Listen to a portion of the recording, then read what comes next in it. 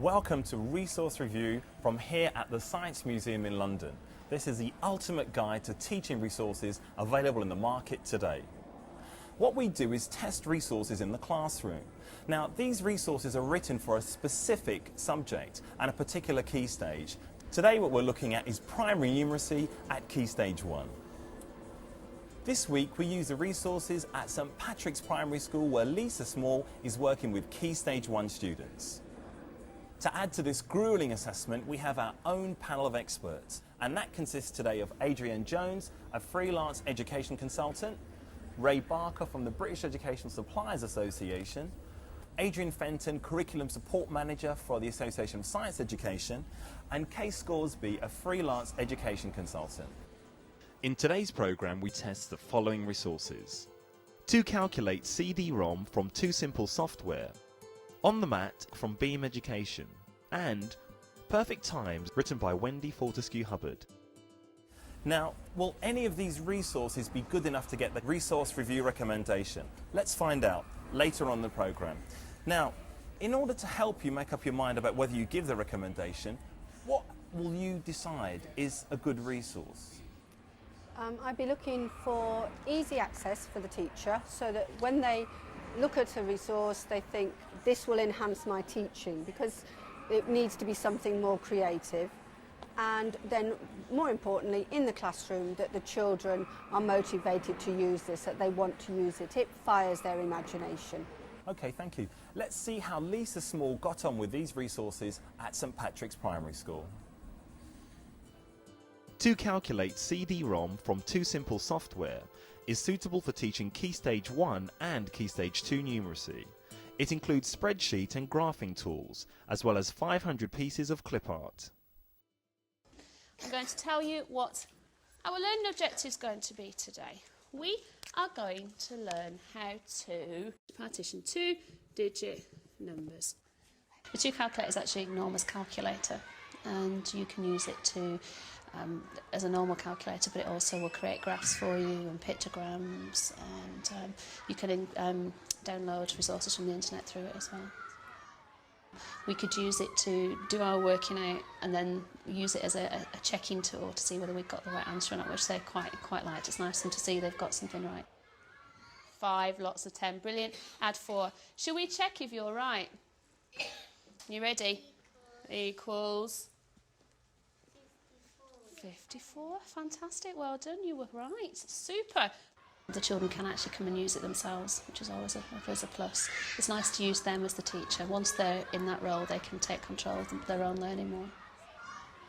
I think the only disadvantage of the programme is that it does take time to get used to using it. You've got to have enough time to play about and find out its features.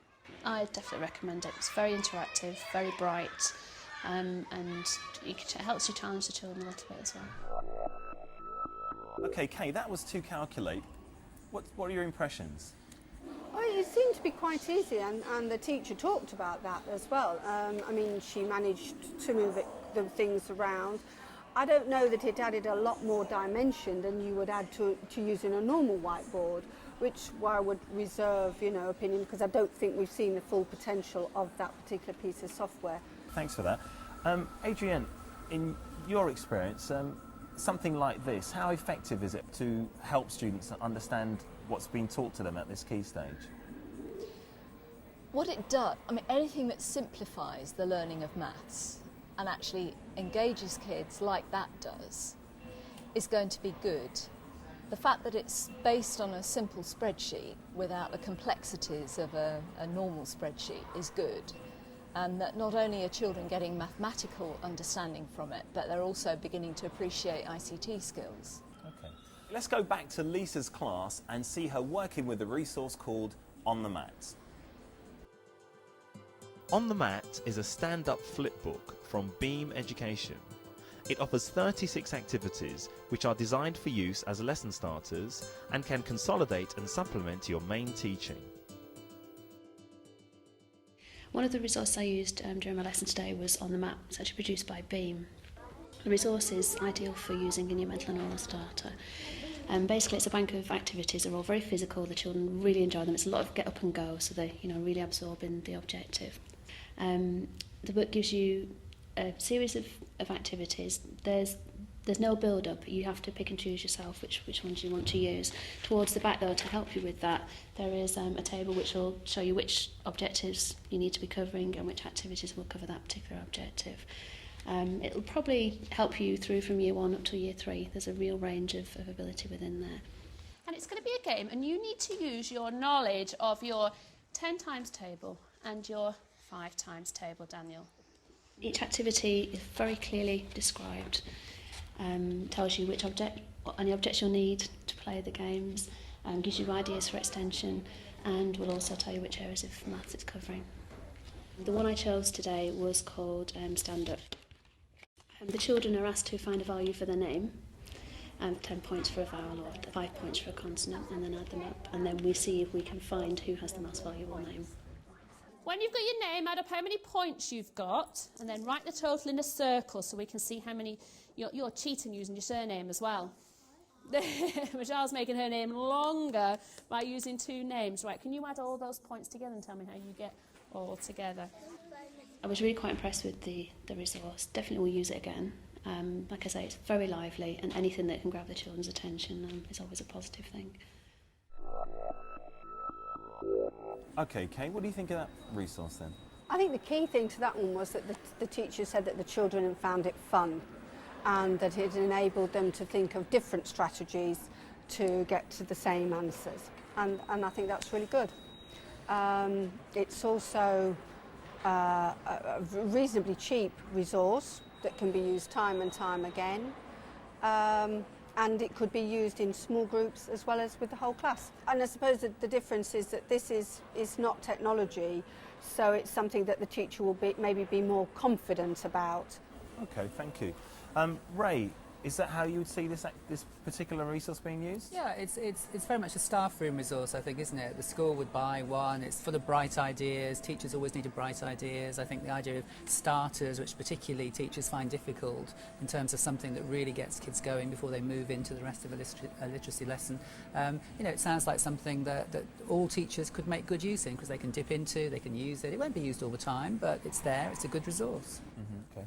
And Adrian, seems to be a fairly unanimous support at the moment. Do you differ in your opinion on that? No, I would agree entirely. I mean, I would say that as long as people have something that they can dip into in the classroom, particularly in primary, there's always the time pressures. It's quite often that kind of hook that will make the difference between a resource that's actually used and one that just stays on the shelf and doesn't then get actually used. Okay, so a fairly consistent bunch of opinions there, but let's have a look at another resource now, Perfect Times. Perfect Times by Cambridge Hitachi is a CD-ROM which contains a number of activities and games to suit all ages and abilities. It reinforces basic multiplication and division skills. What can you spot? What's the same about all those numbers? That there's sometimes 0 at the end. Perfect Times is more of a program the children can use for themselves. It's not necessarily a teaching tool. It's something they can use to follow up after your teaching activity. It lets them time themselves and test themselves, which again is good for their motivation. I just used it today simply for the 10 times table, but it gives you different options for different times tables, and you can also do division on there as well. But not a teaching tool, but definitely useful for the children to challenge themselves. Look carefully at the numbers that I click and tell me what's the same about all the numbers that I'm clicking. And when the card starts to turn, you click on top of the ones that are in the 10 times table. That's it, good lad, well done. If I'm honest, the way budgets are, it's not something I would prioritise buying.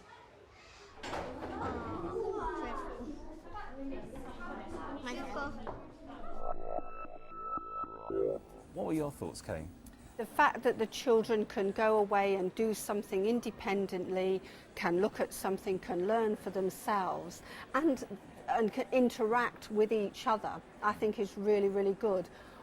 The teaching that's involved is actually the teacher checking up on the child's learning and on the progress they're making, which is maybe where they need to step back a bit more than actually projecting. And for some teachers that's a bit difficult. But any activity that involves independent learning for the child, I think, is a good thing. Right, Ray, let me come to you on this.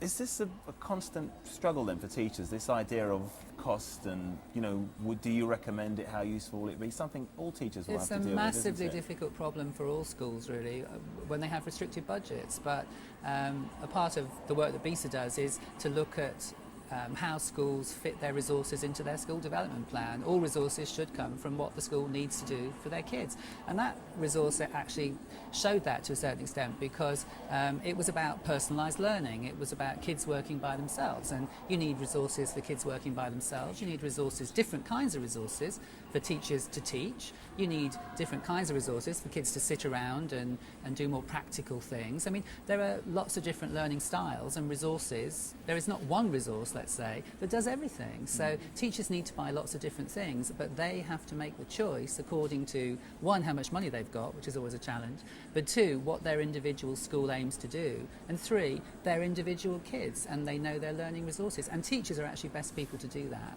Thank you. So let's see if our expert panel can help us with a few more insights into alternative resources available for primary numeracy. Okay?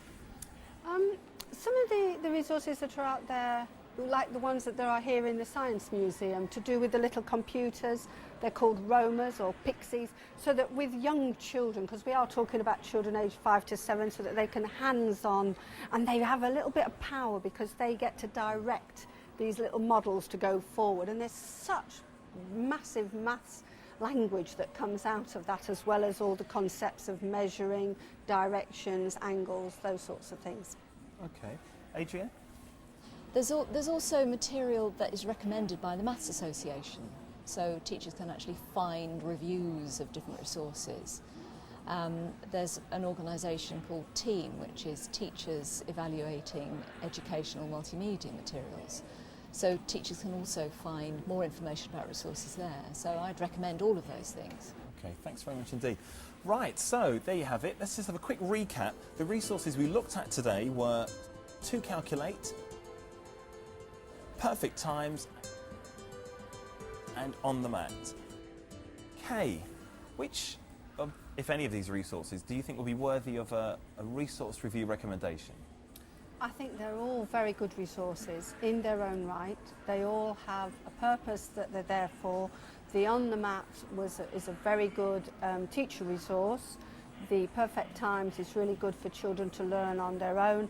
And the To Calculate is an overall tool. So I think that I'd recommend them all, and I sort of hedging my bets, I'd most likely go for the To Calculate having the most potential. The most potential. Thank you, Kay. So our resource review panel recommendation this week, To Calculate at Key Stage 1.